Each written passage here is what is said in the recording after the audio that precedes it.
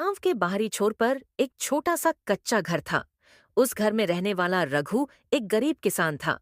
उसका जीवन खेती पर आधारित था, लेकिन पिछले कुछ सालों से मौसम की बेरुखी ने उसकी फसलें तबाह कर दी थीं। रघु दिन रात मेहनत करता, लेकिन बदकिस्मती उसकी छाया बन चुकी थी। उसके पास जमीन का एक छोटा सा टुकड़ा था, जो अब बंजर हो चुका था। एक दिन रघु खेत से लौट रहा था कि रास्ते में उसे एक फटी पुरानी चिट्ठी मिली। चिट्ठी पर सिर्फ रघु लिखा था। हैरान होकर उसने उसे खोला। उसमें लिखा था, तुम्हारे पास जो भी बचा है उसे साथ लेकर कल रात पीपल के पेड़ के पास आना। तुम्हारी किस्मत बदल सकती है। रघु के दिल में उत्सुकता और डर दोनों भर गए। उसने चिट्ठी को बार बार पढ़ा, लेकिन यह समझ नहीं आया कि यह किसने लिखा होगा। आखिरकार उसने तय किया कि वह जाएगा। अगली रात रघु चुपचाप घर से निकला। उसकी पत्नी और बच्चे गहरी नींद में थे।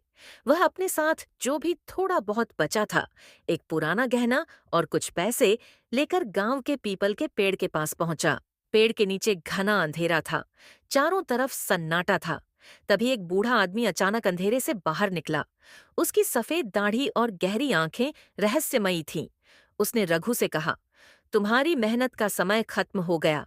अब वक्त है किस्मत बदलने का। लेकिन याद रखना, जो मैं दूंगा वह तुम्हारी परख करेगा।